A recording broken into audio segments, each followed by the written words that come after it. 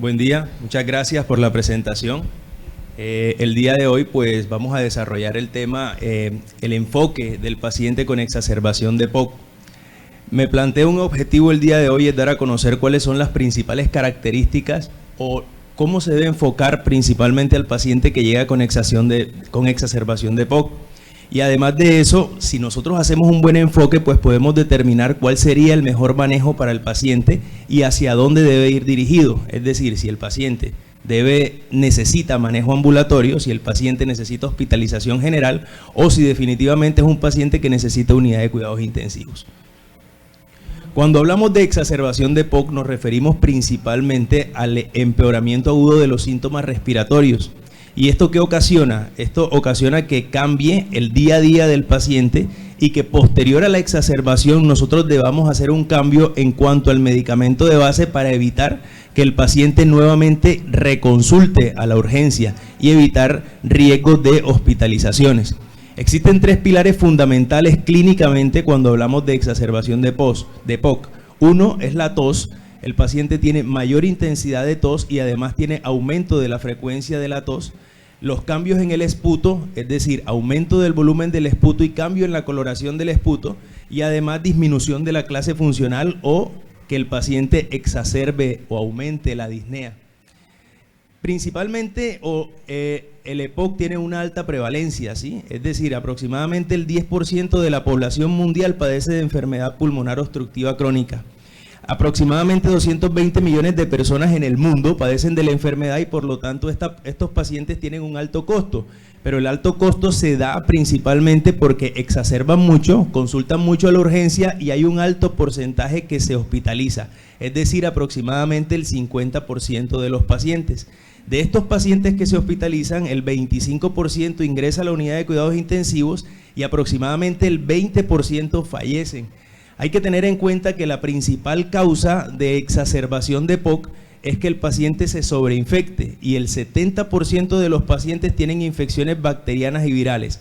Hay aproximadamente un 30% de los pacientes que tienen otras causas o causas desconocidas que no se alcanzan a establecer.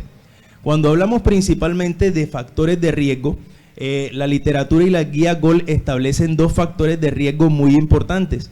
Y estos son las exacerbaciones frecuentes, pacientes que tengan más de 2 exacerbaciones al año y además pacientes que tengan un EPOC avanzado. En esta revisión que fue realizada por 10 años, desde 1994 hasta aproximadamente el año 2005, se escogieron aproximadamente 100.000 pacientes con el diagnóstico de la enfermedad. Se le hizo un seguimiento por esos 10 años y se determinó que el 25% no exacerbaba, pero también se determinó durante el seguimiento que los pacientes que más recurrían a la urgencia y que más se hospitalizaban eran los que tenían más de 5 exacerbaciones en el primer año. Además, es importante tener en cuenta que hay muchos pacientes que reconsultan y se readmiten. Es decir, esta es una revisión en donde se escogieron aproximadamente 2.500 pacientes. 2.500 pacientes que estuvieron hospitalizados y se les dio egreso hospitalario. A esos pacientes que estuvieron hospitalizados y se les dio egreso, aproximadamente el 68% reingresaron. Quiere decir, y los que más reingresaron fueron los pacientes que tenían largas estancias hospitalarias, pacientes que además de que tenían largas estancias hospitalarias estuvieron en la unidad de cuidados intensivos con ventilación mecánica no invasiva o ventilación mecánica invasiva. Como dije anteriormente, existen distintos factores desencadenantes y aproximadamente el 70% de los pacientes se infectan. Y esas infecciones pueden ser bacterianas o virales. El otro 30% pues se desconoce la causa y se asume que los pacientes en los cuales se desconoce la causa es porque persisten con el contacto con las distintas sustancias o los distintos factores que llevaron a desarrollar la enfermedad. Es decir, o siguen fumando o pacientes que, por ejemplo, se exponen constantemente al humo de leña. Entre las causas o la etiología infecciosa tenemos virus, bacterias, organismos atípicos y también tenemos la polución ambiental.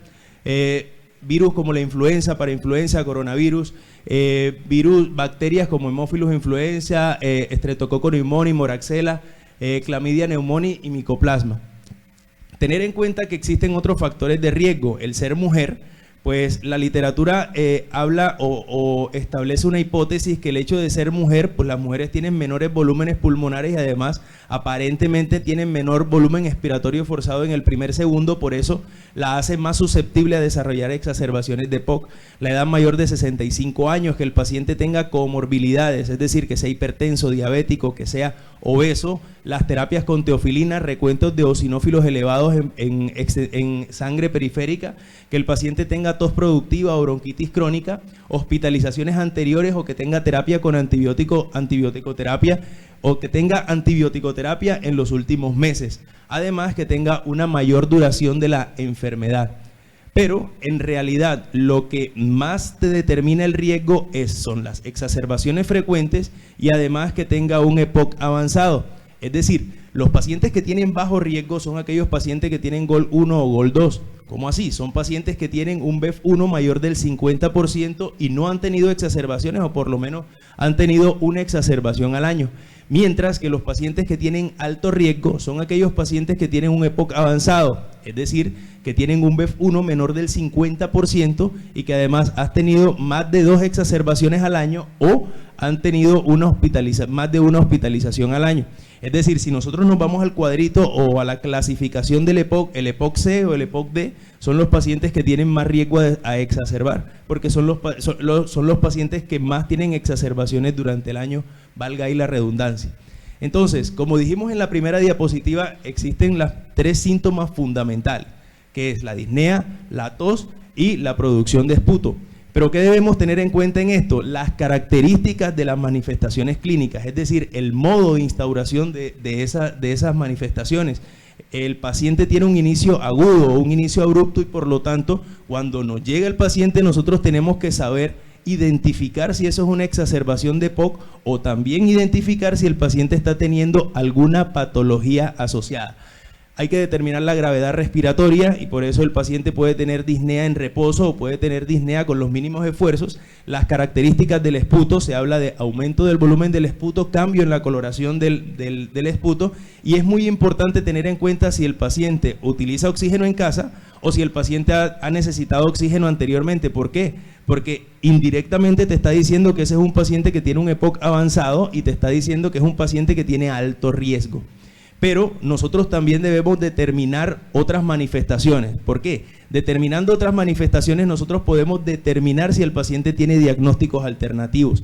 Si el paciente tiene sintomatología general como fiebre, sudoración, entonces nosotros podemos pensar que puede haber algún proceso infeccioso asociado. Si el paciente tiene dolor torácico, edema periférico, palpitaciones, ingurgitación yugular, por ejemplo, podemos pensar que hay una falla cardíaca asociada o determinarlo también con los antecedentes coronarios que tenga el paciente. Ojo que hablamos del método de instauración, que es un modo de instauración agudo y por lo tanto determinar también factores de riesgo para tromboembolismo pulmonar es muy importante porque debemos hacer diagnóstico diferencial o debemos determinar si el paciente pues presenta un tromboembolismo pulmonar asociado. Es decir, que los diagnósticos diferenciales más comunes son insuficiencia cardíaca, pacientes con arritmias cardíacas, fibrilación auricular, neumonía adquirida en la comunidad, neumotoras o tromboembolismo pulmonar. Y por eso es muy importante hacer una buena evaluación, determinar con los distintos paraclínicos para poder descartar que el paciente presente estos otros diagnósticos. Esta es una revisión que se realizó aproximadamente o se realizó con 53 pacientes. ¿Qué pasó aquí? O sea, aquí fueron 53 pacientes que llegaron a la urgencia, se hospitalizaron por exacerbación de POC y fallecieron. Se sacaron varias conclusiones. La primera es que, varias conclusiones. La mediana de edad, 70 años. Pacientes aproximadamente el 72% fueron del género masculino. El 44% de los pacientes tenían más de una exacerbación al año y el 54% de los pacientes pues tenían una duración de la enfermedad mayor de 10 años. Pero en estos pacientes aproximadamente el 37% tenían falla cardíaca, neumonía adquirida en la comunidad un 28%, un tromboembolismo pulmonar un 21% y los pacientes a los cuales no se le detectó un diagnóstico alternativo fueron 14% y donde se asumió que fallecieron netamente por la exacerbación de POC. Nos llega el paciente, hacemos una evaluación clínica adecuada, una buena anamnesis y además determinamos con el examen físico qué tan complicado puede estar. Es muy importante tener en cuenta Si el paciente está taquipnéico, tiene disnea de esfuerzo, utiliza los músculos accesorios para respirar, disociación tóraco-abdominal. Si el paciente tiene edema periférico o agregados pulmonares, pero también es importante si tiene alteración del estado mental o si tiene asterexis. ¿Por qué? Porque eso nos puede decir que el paciente puede estar reteniendo mucho CO2 y puede estar ocasionando ese tipo de complicaciones o puede tener una acidosis respiratoria severa. En cuanto a los laboratorios, posterior al examen físico, realizamos laboratorios de rutina, bueno, no de rutina en la urgencia, hemograma, creatinina, ionograma, en fin, gases arteriales, radiografía de tórax. Obviamente, pues miramos o determinamos electrocardiograma, troponinas, haciendo diagnósticos diferenciales con síndrome coronario agudo, o si existe la duda, pues se puede realizar el péptido natriurético, dímero D, gran y cultivo de esputo, y también es muy importante realizar panel viral y también la prueba de COVID-19. Tener en cuenta que no todo paciente que llega exacerbado se hospitaliza. Aproximadamente el 80% de los pacientes se puede manejar en casa. ¿Qué debemos tener en cuenta para hospitalizar al paciente? Las distintas comorbilidades que el paciente puede tener. Si el paciente tiene pobre apoyo social, si el paciente es exacerbador frecuente, si el paciente tiene un EPOC avanzado con un BEF1 menor de 50, que generalmente no lo sabemos porque no tenemos un paciente que llega con una espirometría, pero también es importante tener en cuenta que aquellos pacientes que se hospitalizan son aquellos que no llegan, le damos tratamiento y el paciente evoluciona de forma tórpida y aparecen nuevas sintomatologías que te puede indicar que el paciente tiene gravedad de la enfermedad.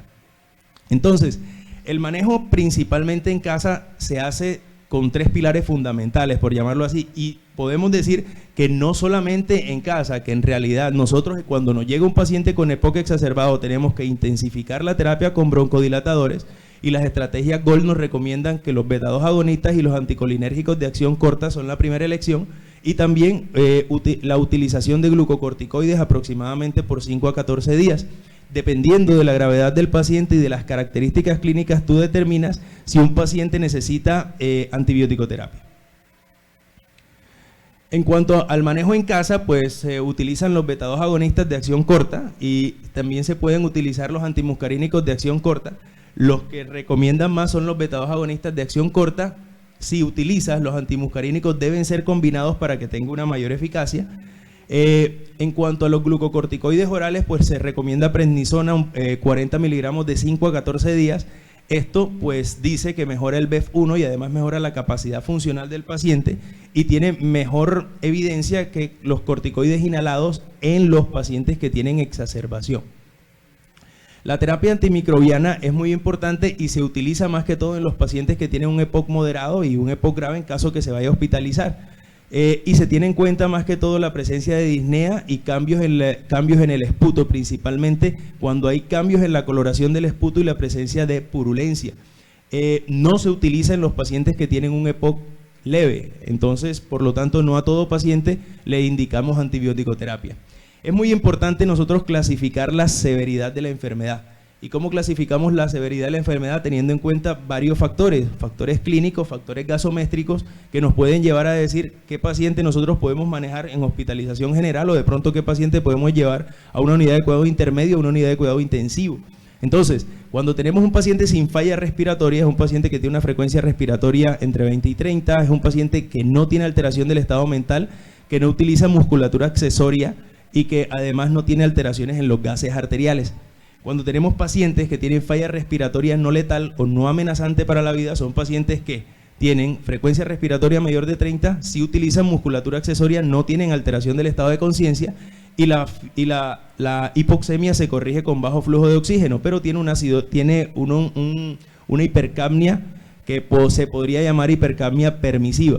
Mientras que un paciente con falla respiratoria letal es un paciente que tiene una frecuencia respiratoria alta, ya es un paciente que tiene alteración del estado de conciencia, musculatura accesoria, que la hipoxemia no corrige con alto flujo de oxígeno y que definitivamente tiene una acidosis respiratoria severa. Entonces, como mencionamos anteriormente, podríamos decir que los pacientes que están aquí o de pronto que están aquí pueden entrar a la unidad de cuidado intensivo. ¿Por qué? Los pacientes que ingresan a unidad de cuidado intensivo son aquellos pacientes que tienen alteraciones en el estado mental, que tienen una disnea grave, que le diste tratamiento en urgencias y no mejoró, un paciente que tiene necesidad de ventilación mecánica o aquel paciente que definitivamente tiene inestabilidad hemodinámica y necesita apoyo vasopresor. ¿Cuáles son los pacientes que necesitan ventilación mecánica no invasiva? Son aquellos pacientes que tienen acidosis respiratoria, una disnea grave, hipoxemia persistente, utilización de musculatura accesoria. Y es muy importante tener en cuenta eso porque aquel paciente que fracasa en ventilación mecánica no invasiva son pacientes que sí necesitan ventilación mecánica invasiva, y también está indicada en aquellos pacientes que posterior a paros cardíacos se tienen que ventilar. Alteraciones en el nivel de conciencia, pacientes que no toleren la vía oral y tengan alto riesgo de broncoaspiración, incapacidad para eliminar secreciones respiratorias, inestabilidad hemodinámica, que tengan necesidad de vasopresores o que de pronto presenten unos trastornos en el ritmo cardíaco que pueden ser amenazantes para la vida. Entonces, el pilar fundamental, como dijimos anteriormente, es la intensificación o intensificar, perdón, el tratamiento broncodilatador. Y en exacerbación lo que más se utilizan son los beta-2 agonistas de acción corta, pero se pueden asociar con los anticolinérgicos de acción corta como el bromuro-dipatropio. También pues podemos utilizar los corticoides, y los corticoides se utilizan de 5 a 14 días. Se puede utilizar la metilprednisolona de 60 a 125 miligramos de 2 a 4 veces al día, y nosotros, a medida de que el paciente va evolucionando y va mejorando la sintomatología, podemos ir, por llamarlo así, descalonándolo a corticoides orales. Los antimicrobianos y antivirales pues lo utilizamos en la mayoría de los pacientes que necesitan hospitalizarse. Obviamente determinamos el riesgo para así poder establecer qué antibiótico es el mejor para el paciente, ¿sí? Por ejemplo, un paciente que tiene riesgo a gérmenes drogoresistentes como Pseudomonas, pues se utiliza en aquellos pacientes que tienen EPOC avanzado, que son exacerbadores, que han tenido más de 3 exacerbaciones en el año, que tienen un daño estructural importante, que ya nosotros vemos en la tomografía, que tiene fibrosis, que tiene bronquiectasias o que utilizan corticoides constantemente. El sulfato de magnesio se podría utilizar en aquellos pacientes que no mejoran en primera instancia, aunque tiene diversas contraindicaciones. El paciente con hipermagnesemia o pacientes con falla renal no se puede utilizar. La dosis es 2 gramos aproximadamente en 20 minutos. Se dice que relaja el músculo liso y más que todo porque inhibe la entrada de calcio en el músculo liso del bronquio y por lo tanto hay mayor flujo de aire y se puede seguir con la terapia que el paciente tiene con LABA/LAMA. Pero como tal no es que esto tenga un impacto en la exacerbación aguda, esto pues más que todo posteriormente para el mantenimiento. Listo, mis conclusiones de esta charla serían que el EPOC es una enfermedad heterogénea muy común en nuestro medio, con una alta mortalidad, y que estos desenlaces se deben principalmente a complicaciones agudas y a las exacerbaciones.